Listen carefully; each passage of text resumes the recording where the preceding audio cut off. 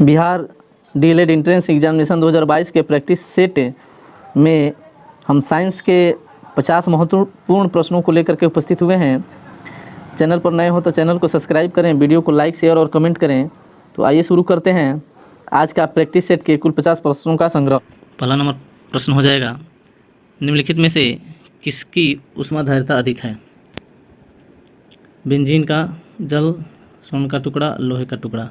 तो इसका सही आंसर हो जाएगा ऑप्शन नंबर बी, जल की जो ऊष्माधारिता है वो अधिक है। नेक्स्ट क्वेश्चन है, निम्नलिखित में किसके द्वारा अधिक ज्वालक पैदा होता है? ऑप्शन है भाप, गर्म हवा, सूर्य की किरणें और ये सभी। तो इसका सही आंसर हो जाएगा ऑप्शन नंबर ए, इसका गुप्त ऊष्मा अधिक होता है, यानी अधिक ज्वालक पैदा करता है। नेक्स्ट क्वेश्चन है, निम्नलिखित में से किसमें सर्वोच्च विशिष्ट ऊष्मा का मान होता है? तो ऑप्शन दिया है इसमें तांबा, शीशा, जल और कांच। तो उपयुक्त ऑप्शन में इसका सही आंसर हो जाएगा ऑप्शन नंबर सी, जल का विशिष्ट ऊष्मा सर्वोच्च होता है।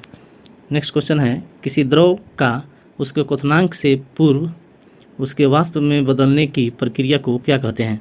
ऑप्शन है संघनन, हिमीकरण, वाष्पीकरण, इनमें से कोई नहीं। इसका सही आंसर हो जाएगा ऑप्शन नंबर सी, वाष्पीकरण।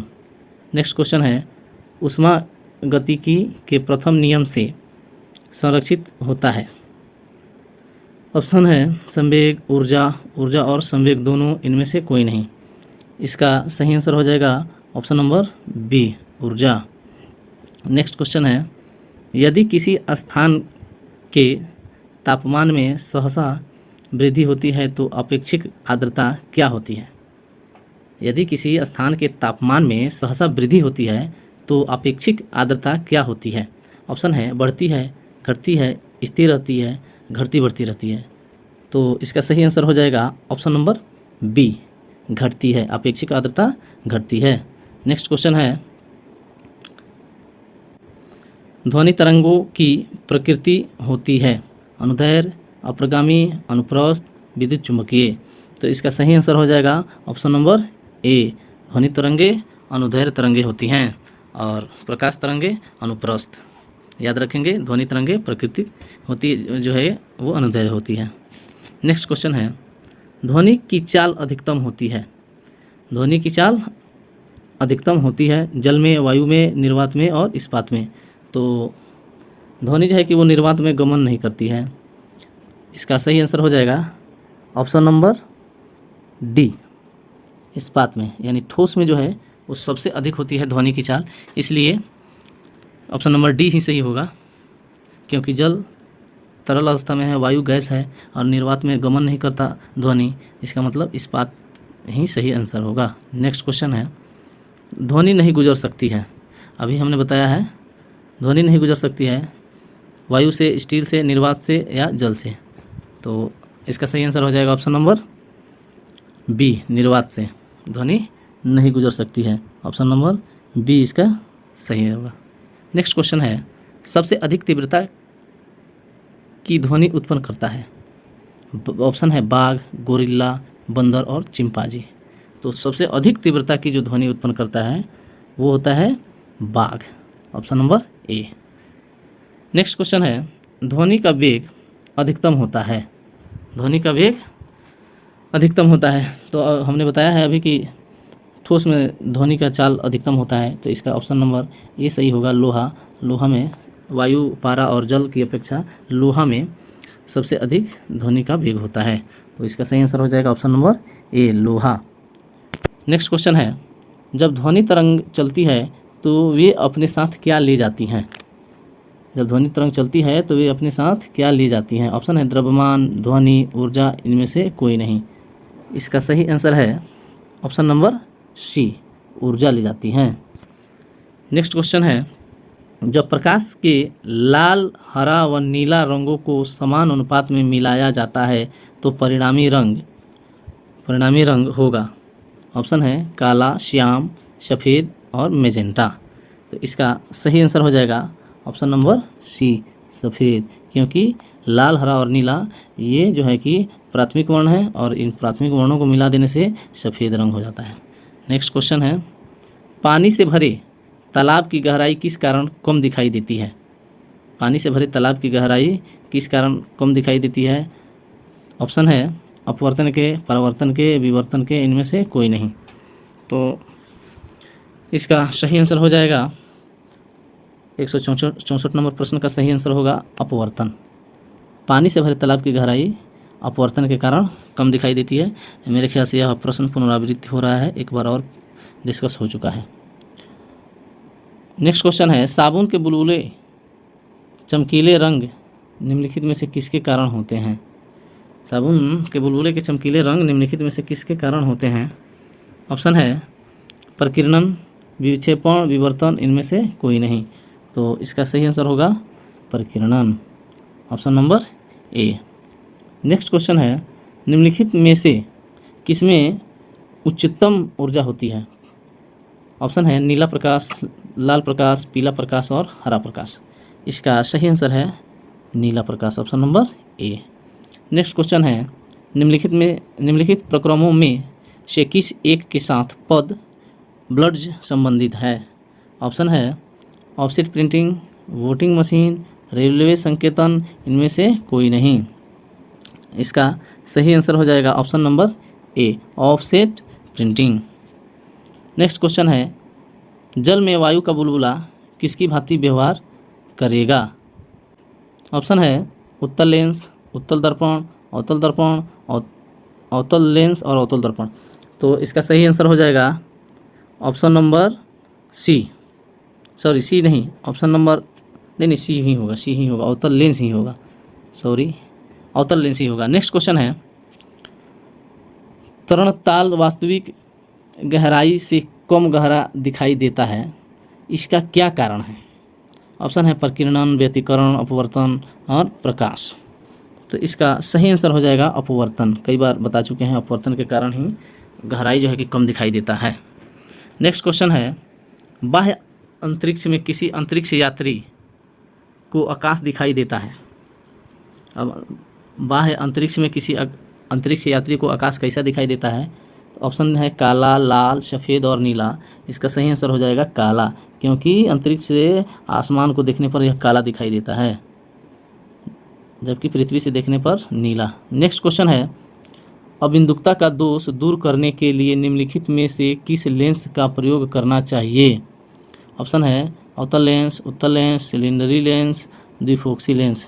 इसका सही आंसर हो जाएगा option number C, cylindrical lens. Next question है, एक प्रिज्म से गुजरने पर जो प्रकाश सबसे अधिक अपवर्तित होता है वह है? एक प्रिज्म से गुजरने पर जो प्रकाश सबसे अधिक अपवर्तित होता है वह है, ऑप्शन है हरा, बैंगनी, लाल और नारंगी।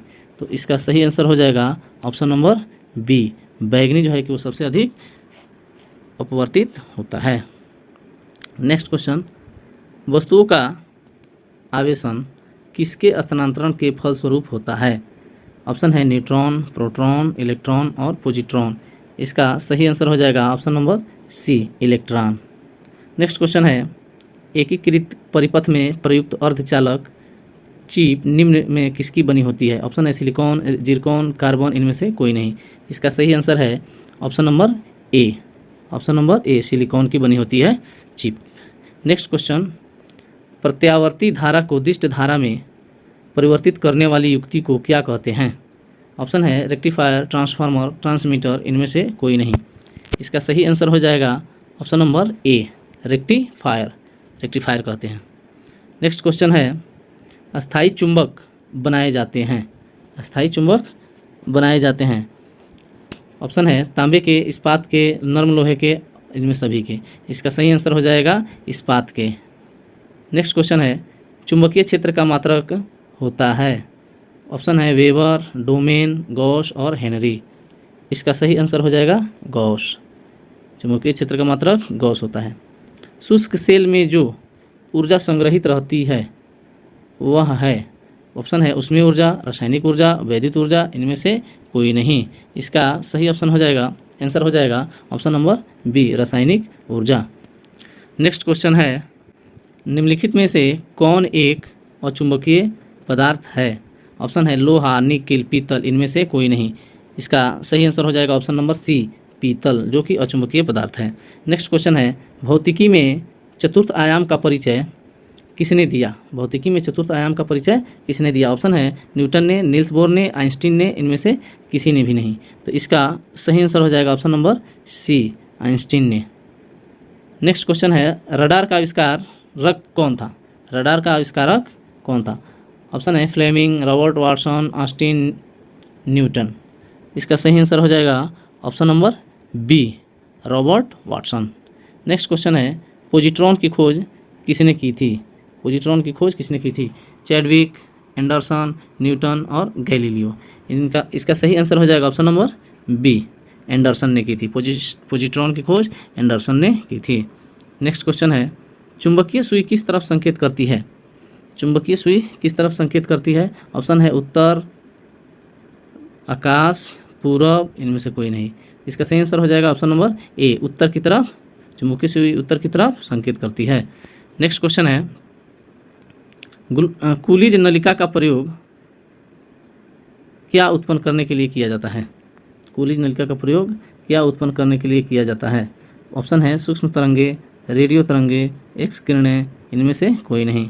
इसका सही आंसर है ऑप्शन नंबर सी, एक्स किरणें। नेक्स्ट क्वेश्चन है, ट्रांजिस्टर के संविरचन में किस धातु का प्रयोग होता है? ऑप्शन है सिलिकॉन, रजत, एल्यूमिना और तांबा। इसका सही आंसर है ऑप्शन नंबर ए, सिलिकॉन। ट्रांजिस्टर के संविरचन में सिलिकॉन का प्रयोग किया जाता है। नेक्स्ट क्वेश्चन है, सिलिकॉन क्या है? सिलिकॉन क्या है? ऑप्शन है इंसुलेटर, कंडक्टर, सेमीकंडक्टर, इनमें से कोई नहीं। इसका सही आंसर है option number C, semiconductor, option number C. Next question है, एक्स किरणें किसको पार नहीं कर सकती? एक्स किरणें किसको पार नहीं कर सकती? त्वचा, अस्थि, मांस और लकड़ी। तो इसका सही आंसर है ऑप्शन नंबर बी, अस्थि को पार नहीं करती। इसलिए जब भी कोई हड्डी टूटती है तो उसका एक्सरे कराया जाता है, तो जहाँ पे टूटा रहता है वहाँ पे एक्स किरण पार कर जाती है, बाकी हड्डी को पार नहीं करती है। तो पता चलता है कि कहाँ से हड्डी टूटी हुई है या मुड़ी हुई है। इसलिए इसका सही आंसर हो जाएगा अस्थि। नेक्स्ट क्वेश्चन है, माइक्रोफोन का आविष्कारक किसे माना जाता है? माइक्रोफोन का आविष्कारक किसे माना जाता है? ऑप्शन है Stephen Hawking, Galileo, Graham Bell, इनमें से कोई नहीं। इसका सही आंसर हो जाएगा option number C, Graham Bell. Graham Bell ने ही माइक्रोफोन का आविष्कार किया था। नेक्स्ट क्वेश्चन है, निम्नलिखित में से कौन सा यंत्र प्रत्यावर्ती धारा को एक दिश धारा में परिवर्तित करता है? ऑप्शन है अल्टरनेटर, कंडेंसर, ट्रांसफार्मर, इनमें से कोई नहीं। ध्यान देना है कि निम्नलिखित में कौन सा यंत्र प्रत्यावर्ती धारा को एक दिश धारा में परिवर्तित करता है? इसका सही आंसर हो जाएगा option number A, alternator, option number A. Next question, cyclotron किसको त्वरित करने के लिए प्रयुक्त किया जाता है? ऑप्शन दिया है परमाणु, आयन, प्रोटॉन, ये सभी। इसका सही आंसर हो जाएगा ऑप्शन नंबर ए, परमाणु। नेक्स्ट क्वेश्चन है, निम्नलिखित युग्मों में किन भौतिक राशियों के समान विमीय सूत्र नहीं हैं? ऑप्शन है बल एवं दाब, भार एवं बल, आवेग एवं संवेग, कार्य एवं ऊर्जा। इसका सही आंसर हो जाएगा ऑप्शन नंबर ए, बल एवं दाब के समान विमीय सूत्र नहीं हैं। नेक्स्ट क्वेश्चन है, एक नदी में चलता हुआ जहाज समुद्र में आता है तब जहाज का स्तर क्या होगा? पहले जितना होगा, थोड़ा नीचे आएगा, थोड़ा ऊपर आएगा, इनमें से कोई नहीं। इसका सही आंसर हो जाएगा ऑप्शन नंबर सी, थोड़ा ऊपर आएगा, क्योंकि नदी के जल की अपेक्षा समुद्र के जल का घनत्व क्या रहता है? अधिक रहता है, क्योंकि समुद्र के जल में नमक होता है, इसलिए घनत्व अधिक होता है। नेक्स्ट क्वेश्चन है, एक बीकर में पानी पर बर्फ़ तैर रही है। एक बीकर में पानी पर बर्फ़ तैर रही है। जब बर्फ़ पूर्णतः पिघल जाएगी तो बीकर में पानी का तल क्या होगा? तो सबसे पहले ये समझेंगे कि जो बर्फ़ होता है उसका 1/9 भाग अंदर डूबा रहता है और 1 भाग जो है कि ऊपर रहता है। तो इसलिए जो है कि हम इसका आंसर लगाएंगे कि उतना ही रहेगा। क्योंकि जो बर्फ़ जो है अगर किसी भी द्रव में अगर डूब रहा है, जैसे पानी में अगर डूब रहा है, तो जितना बर्फ़ अपना जगह छेकेगा तो पहले ही उतना पानी विस्थापित कर देगा। इसलिए इसका आंसर हो जाएगा कि उतना ही रहेगा, न घटेगा और ना बढ़ेगा। नेक्स्ट क्वेश्चन है, एक लकड़ी, ये गलत लिख दिया है, मिस प्रिंटिंग है।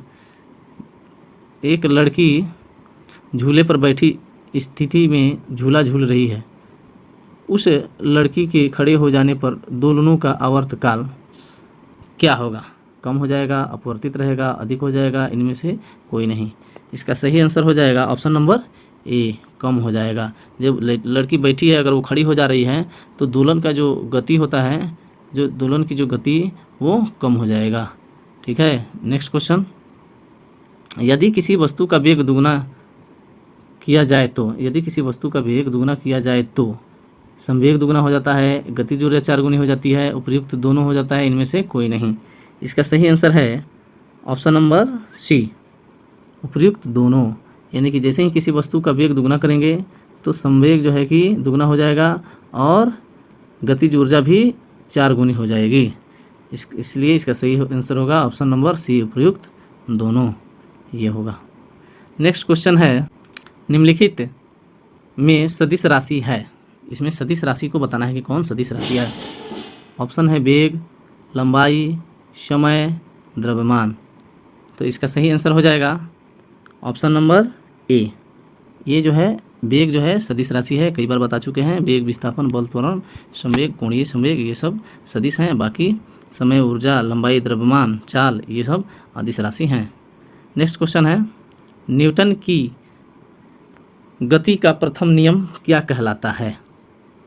ऑप्शन है संवेग संरक्षण का नियम, गतिशीलता का नियम, जड़त्व का नियम, इनमें से कोई नहीं। तो इसका सही आंसर हो जाएगा ऑप्शन नंबर सी, जड़त्व का नियम। क्योंकि न्यूटन के गति का प्रथम नियम कहता है कि कोई पिंड या कोई वस्तु तब तक स्थिर रहेगी जब तक उस पर कोई बाह्य बल कार्य न करे। तो वही नियम जड़त्व का भी है, वो तब तक जो है कि स्थिर रहना चाहती है जब तक उस पर कोई बाह्य बल न करे, लागू न करे। इसलिए इसका आंसर हो जाएगा ऑप्शन नंबर सी।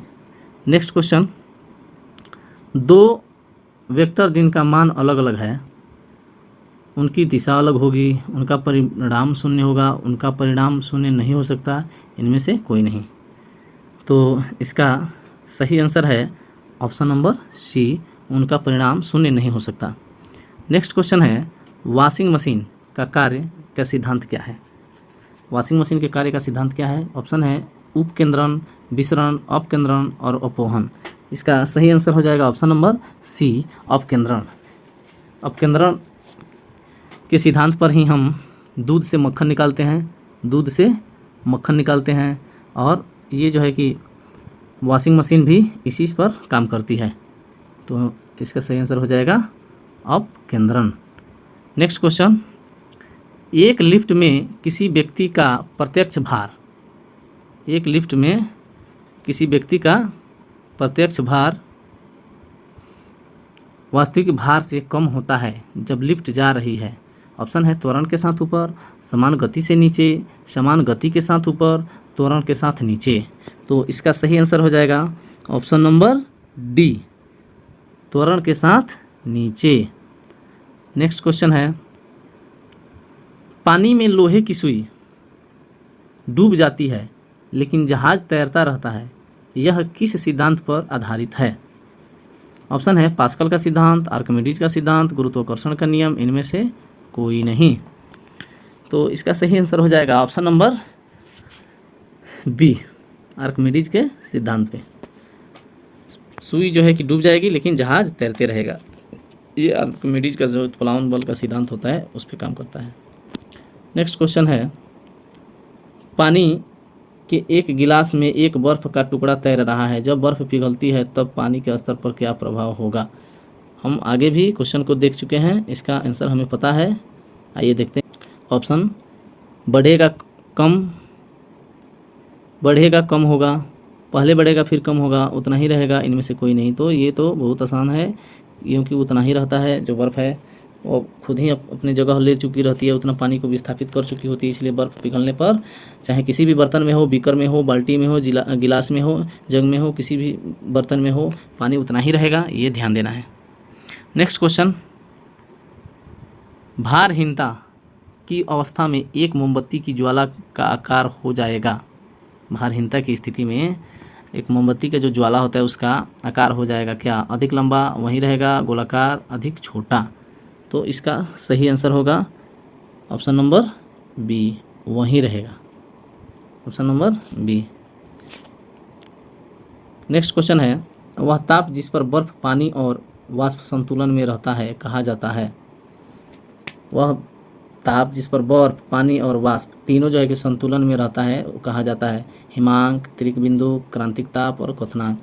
तो इसका सही आंसर हो जाएगा ऑप्शन नंबर बी, त्रिक बिंदु। नेक्स्ट क्वेश्चन, किसी द्रव का वाष्पीकरण होने से उसका तापमान पर क्या प्रभाव पड़ेगा। देखिए, किसी द्रव का जो है उसका वाष्पीकरण होने से उसके तापमान पर क्या प्रभाव पड़ेगा, बढ़ेगा, अपरिवर्तित रहेगा, तेज़ी से बढ़ेगा या घटेगा। तो इसका सही आंसर हो जाएगा ऑप्शन नंबर डी, उसका वाष्पीकरण होने से तापमान घटेगा। नेक्स्ट क्वेश्चन, निम्न तापी इंजनों का अनुप्रयोग होता है पनडुब्बी नोदन में, अति चालकता विषयक अनुसंधानों में, रॉकेट प्रौद्योगिकी में, तुषार मुक्त शीतित्रों में। तो इसका सही आंसर होगा ऑप्शन नंबर सी, रॉकेट प्रौद्योगिकी में इन निम्न तापी इंजनों का प्रयोग होता है। नेक्स्ट क्वेश्चन है, वायुमंडल में प्रकाश के विसरण का कारण है कार्बन डाइऑक्साइड, जलवाष्प, हीलियम और धूलकण। इसका सही आंसर होगा ऑप्शन नंबर डी, धूलकण। ये जो है प्रकाश के विसरण का जो कारण है वो धूलकण ही हैं जो वायुमंडल में फैले रहते हैं। नेक्स्ट क्वेश्चन है, आकाश का रंग नीला होता है, आकाश का रंग नीला प्रतीत होता है किसके कारण? विवर्तन के कारण, प्रकीर्णन के कारण, परावर्तन के कारण, अपवर्तन के कारण। तो इसका सही आंसर हो जाएगा ऑप्शन नंबर बी, प्रकीर्णन के कारण। तो प्रकीर्णन के कारण ही हमारा आकाश नीला दिखाई देता है, और जो पृथ्वी नीला दिखाई देती है, पृथ्वी वो जल की उपस्थिति के कारण